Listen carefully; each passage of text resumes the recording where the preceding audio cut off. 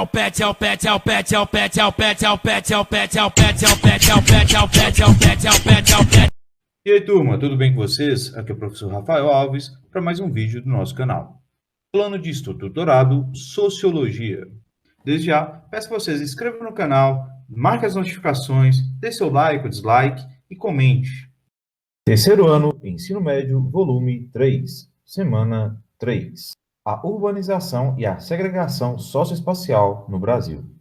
Provocando essa questão das expansões das cidades e refletindo aí os impactos sociais diante a questão da industrialização e da urbanização moderna, trazemos hoje uma reflexão deste processo que se caracterizou principalmente na Inglaterra no século XVIII e logo depois no restante da Europa e nos séculos XIX e XX no restante do mundo.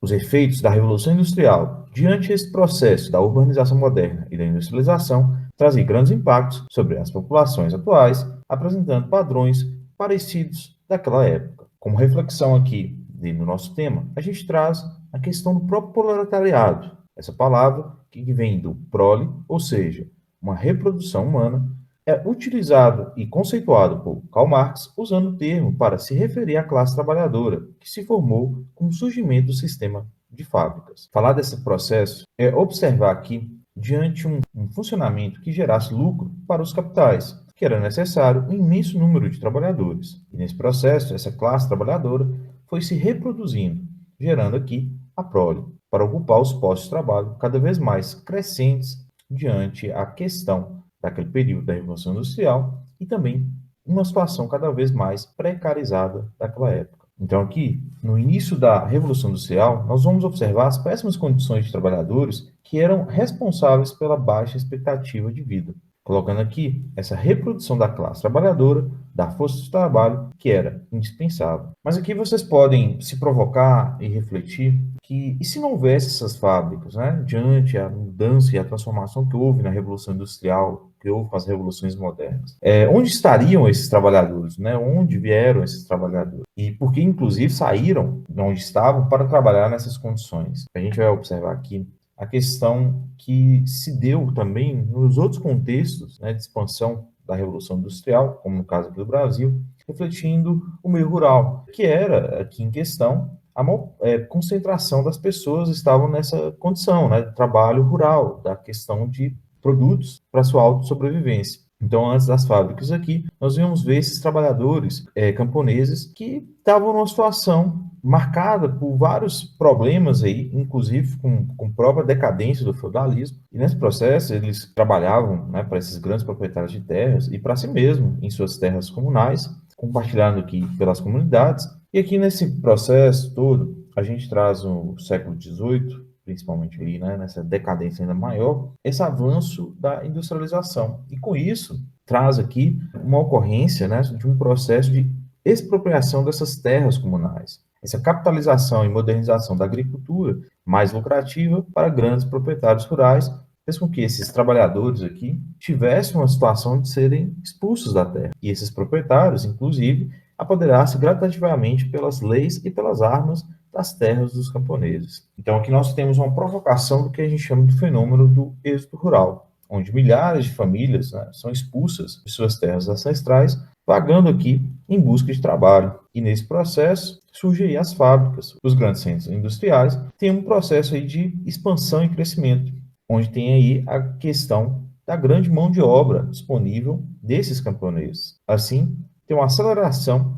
dessa desordenação de urbanização, que é marcada pela miséria, violência e alcoolismo, como alguns exemplos desses impactos. Então, a aglomeração e as péssimas condições sanitárias, como a questão da fome, a falta de esgoto, de água limpa nas casas, principalmente dos proletariados, e essa acumulação de lixo e a precarização diante de regras de higiene, contribuíram aqui principalmente para proliferações de doença, a questão de intensificação de epidemias. Então, nesse período do século XVIII, século XIX, principalmente nessas cidades europeias, houve aí uma assimilação com esses lugares que eram bastante imundos, né? Bastante precários, uma visão bastante ali sombria, envolvendo aqui um paradoxo, porque esses trabalhadores migravam para essas regiões na busca de sobrevivência. E quando a gente coloca esse contexto lá no século XVIII, século XIX, na Europa e vai se expandindo para o resto do mundo, a gente chega aqui no Brasil, no século XX, diante do processo de urbanização do Brasil, quando temos aqui semelhanças com a Revolução Industrial, nos inícios aí, inclusive, dessa industrialização e dessa urbanização no Brasil, que se inicia na Era Vargas, com a industrialização que se consolidava no país. E aqui nós temos, nesse contexto aí, instalações de indústrias, de transformações nos setores da siderúrgica, petróleo, petroquímicas, hidrelétricas e mineração de ferro. Esse processo contribuiu, a partir da década de 1950, com o êxodo rural que se intensificava de maneira vertiginosa, tendo aqui pessoas que passavam a deixar suas localidades no interior rumo às nascentes capitais industriais do país. Esse fluxo migratório em questão, ele tem uma intensificação principalmente de pessoas que saíram do Nordeste do país, inclusive, entrando nesse mapa aí econômico brasileiro, nossa região aqui do norte de Minas, Vale de Jequitinhonha, tem uma característica muito intensa também com o Nordeste brasileiro, incluindo aí nesse mapa econômico. Então, muita gente, inclusive na nossa região aqui, também migrou para essas localidades que estavam ali principalmente concentradas nas capitais do Sudoeste. No caso de Belo Horizonte, aqui em Minas, mas principalmente São Paulo e Rio de Janeiro. E as condições aí precárias, inclusive, né, do campo, também contribuíram para isso. Aqui na nossa região aqui no norte de Minas, por exemplo, as décadas de 60, antes mesmo, né, período das décadas de 40 e também nas décadas de 80, tiveram grandes impactos, por exemplo, da questão da seca, que também contribuiu para esse processo. Sem contar sobre a questão das violências dos proprietários rurais, que levaram milhões de proletariados brasileiros a buscarem a sobrevivência nas cidades. Então nós temos aí uma questão também da expulsão desses trabalhadores do campo. Nessa questão, então, a gente vai observando que há um processo, uma condição aqui, que vão dando números diante a questão do emprego industrial, na construção civil e no comércio, que ocorre diante de um crescimento desordenado das grandes cidades. Nesse processo, a gente vai trazer a origem, inclusive, diante das cidades brasileiras, com uma situação muito precária, falta de planejamento, falta de estruturação. E esse choque das massas migratórias do campo mostra aí esse despreparo das cidades para esse crescimento. Colocando aqui, por exemplo, no Brasil, a população que chega progressivamente às cidades foi muito intensa entre 1940 a 2000. E nesse contexto aqui, a gente vai percebendo que essas áreas urbanas, essas áreas em questão, fazem mostrar ali uma situação bem precária. As pessoas que migravam iam parar, trazendo aqui, por exemplo, que muitos desses trabalhadores acabavam indo para áreas bem precárias e bem sujeitas aí a situações complicadas futuramente, porque eram áreas que eram ocupadas, mas muitas vezes tinham, entre aspas, dono ali. E aqui nós vamos observando a origem das periferias urbanas brasileiras, como se deu de uma forma aí bastante precarizada e de forma bastante desorganizada, principalmente por falta mesmo de políticas públicas sérias para receber essas migrações. Mas aqui a gente vai observar que, quando falamos dessas periferias e essas condições precárias, muitas vezes elas se manifestam nos ambientes centrais também das cidades. É muito comum, principalmente em grandes centros, como Belo Horizonte, São Paulo, Rio de Janeiro, observarmos favelas e aglomerações dentro desses bairros aí colocados de classe média ou classe alta, nas regiões centrais das cidades. Colocando aqui uma situação onde essas regiões, essas áreas mais centrais privilegiadas, por exemplo, produzem também uma grande demanda diante a questões de serviços para populações mais pobres. Mas são demandas de trabalho, muitas vezes, precarizados para as pessoas mais pobres, se sujeitam a determinados trabalhos. Nessa situação, vindo a necessidade também de sobrevivência, porque se ele for deslocar aí quilômetros dentro da cidade para poder trabalhar, ele não teria condição também de se manter, ele acaba ali entrando em situações de moradias precárias nas proximidades desses bairros mais centrais. Colocando aqui, por exemplo, a gente vai vendo um processo de dificuldades dessa mobilidade também urbana, que vem sendo um olhar e uma leitura ampla sobre esse assunto, quando falamos sobre a mobilidade urbana, que falta aí, por exemplo, desde transportes públicos, que vão aí adequar de forma organizada, ligar aí o centro e as periferias, mas também observando também as condições de acesso a esses meios de transportes, que muitas vezes têm um custo muito alto para quem tem pouco, por exemplo. Então, aqui a gente vai trazendo leituras de como nós temos aí uma falta de planejamento, uma falta de organização, de acesso, de mobilidade urbana, de condições diante dessas comunidades, periferias, que são muitas vezes aí estados bastante críticos aí de problemas sociais, inclusive aí mais intensos. Então, aqui quando a gente coloca esse recorte entre os anos de 1940 a 2000, observando aqui a população brasileira, que triplicou nesse período, né, deixando uma população de 50 milhões passando para ser mais de 180 milhões de habitantes, e, inclusive nós temos um número muito maior hoje, né, dessa população, observado também nesse recorte histórico a mudança dessa população. A população brasileira, que até a década de 40 era 80% rural, ela deixa de ser de população concentrada nos campos e começa a ser mais concentrada nas cidades, passando aí, por exemplo, no ano de 2000, um número inverso, onde mais de 80% seria aí presente no ambiente urbano. Isso mostra que um cenário que a gente traz de transformações demográficas que ocorre diante do inchaço das cidades brasileiras. A gente vai trazer essa população que vive principalmente nas periferias dos grandes centros urbanos, mas também observar as periferias das regiões, cidades do interior, cidades menores, observar aqui, por exemplo, questão que esse grupo, né, essa população tende a ser mais desprovida de equipamentos e serviços públicos de qualidade. E aos poucos as comunidades periféricas passam a se organizar para se colocar diante também a uma luta, né, um posicionamento crítico dessa realidade, com associações de moradores e movimentos também sociais que trazem reivindicações de direitos e serviços básicos, como moradia, saneamento básico, escolas, pós-saúde, quadras esportivas e entre outras questões que vão trazer o mínimo, né, dessa qualidade de vida. Trazendo essa questão, inclusive, movimentos muito importantes nessa leitura e nessa luta social, como, por exemplo, a CUFA, que é o Centro Único das Favelas, e também trazer aqui o MTST, o Movimento dos Trabalhadores Sem Teto, que marcam essa luta também por garantia de moradia. Está na Constituição o direito à moradia, mas nós sabemos que no Brasil ainda há uma grande contradição em relação a esse acesso. Então aqui nós vamos observando essas situações que marcam a luta e a busca diante a questão do trabalho, a sobrevivência. E nesse processo da migração aqui para cidades, aqui, essas reivindicações por melhores condições de vida na periferia, também observamos aqui o papel e o contraste da cidadania, colocando aqui a participação política, pela participação nas decisões que afetam diretamente na vida das comunidades. Por isso, colocar os movimentos aqui, as associações em questão, são uma representatividade dessa participação política é muito necessária.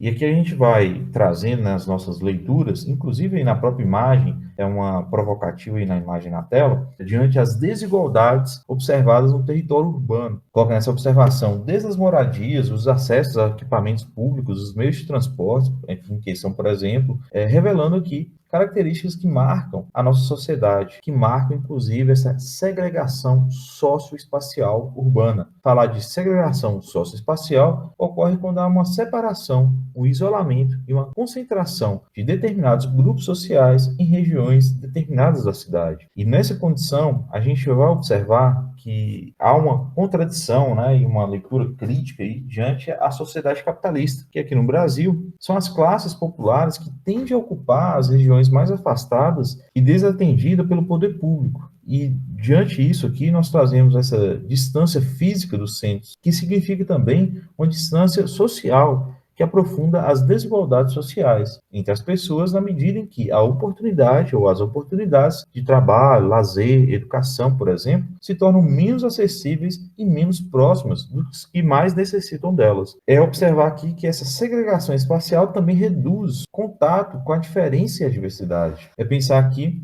as condições das crianças, adolescentes, jovens, que nunca saem do espaço onde foram criados, seja nas favelas, seja nos condomínios de luxo. Tende aqui a uma naturalização, distinção de classe que são históricas e socialmente construídas por parte muito dessa segregação entre grupos sociais num espaço como as cidades, impedindo aqui essas relações ou esses contatos dessas diferenças e diversidades diante dessas visões de mundo e essas condições de vidas um dos outros. Aqui nós vamos trazer como leitura também essa falta de interação, dificultando o sentido de empatia e o fortalecimento de uma geração de cidadãos críticos das desigualdades dispostas a combatê-las. Então, nessa leitura aqui nossa hoje, é trazer uma reflexão como há um grande impacto socioespacial e que nós temos um contexto histórico de toda essa origem dessa segregação socioespacial dos centros urbanos, que são muito intensificadas nos grandes centros, mas em pequenas cidades do interior como a nossa, a gente também pode fazer essas leituras, como o espaço é construído, como esse espaço é destinado para as pessoas de forma também desigual. Atividades. Questão número 1. Nós temos aí uma leitura em relação ao conceito de favelização. É um tema bastante questionador e crítico da nossa realidade brasileira. Então, como questionamento, temos aí o processo de favelização das cidades ocorre especialmente em virtude falarmos desse processo, dessa favelização, que há um processo crescente diante dos números de favelas e essa expansão desigual dos acessos, observando inclusive que os problemas sociais por trás desse conceito, dessa leitura, vamos aqui observar que, diante desse processo da urbanização, principalmente aqui nessa leitura, né, da urbanização desordenada, que vem da sua origem desde a Revolução Industrial, tem um grande impacto nessa situação. Esse processo dessa industrialização, fazendo uma análise histórica, né, a favelização, essa ideia da favela no Brasil, ela se dá de forma onde há políticas desorganizadas da urbanização. Questão 2. Leia a letra da seguinte canção. Temos aí a canção do grande compositor e cantor mineiro Vanderly, do Balanço do Balaio. Vamos para o nosso questionamento. Na linguagem corrente dos moradores de Belo Horizonte, a cidade possui dois conhecidos polos: a região centro-sul, dos bairros nobres, e a região norte, dos bairros nobres, e a região norte, dos bairros mais populares.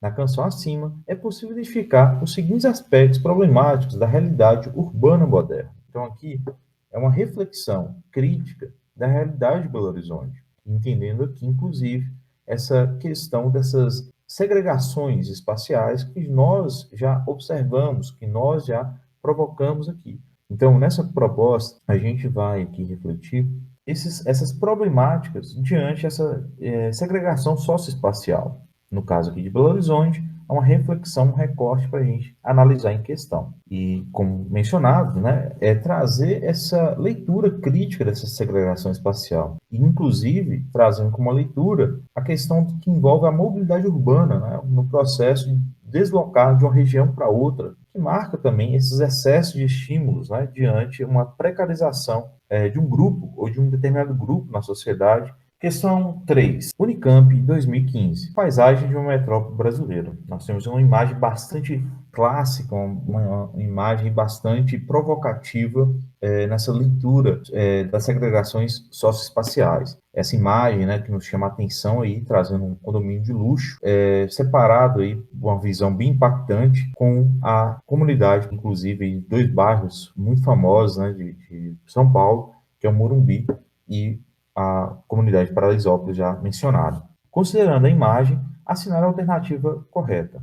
Nessa provocativa, nessa leitura, a gente vai fazer uma reflexão bem marxista aqui em questão. Quando falamos lá, por exemplo, dos capitalistas que concentravam o poder sobre as fábricas e seu maior lucro em questão, e os trabalhadores que se sujeitam, né, a trabalhar ali em péssimas condições para uma sobrevivência. Porque se você vai analisar quem é que trabalha talvez nesse condomínio de luxo, um porteiro, uma faxineira, um jardineiro, por exemplo, muitas vezes eles moram nessas comunidades, né? Eles são moradores de comunidades periféricas como Paraisópolis. Então nós temos aqui uma leitura bastante crítica diante dessa concentração de riqueza aqui, que vai só permitir uma pequena parte da população, por exemplo, a ter condições melhores de vida, né? Ter melhores padrões de vida. Enquanto uma maior parte da população se encontra, muitas vezes, em situações precárias, situações de desconforto, situações que vão estar mais vulneráveis. Então, pessoal, peço a vocês, fiquem atentos a novos vídeos do canal. São videoaulas voltadas ao Plano de Estudo Doutorado oferecido pela Secretaria de Educação de Minas Gerais, onde teremos aí o objetivo de fazer essa interação à distância entre professor e estudante, nessa proposta de transmitir conhecimento das ciências sociais, da nossa sociologia. Peço também a vocês que Já inscreva-se aí no canal, ative o sininho de notificação, deixe o like ou dislike e também deixe seus comentários. Desde já, muito obrigado e até a próxima.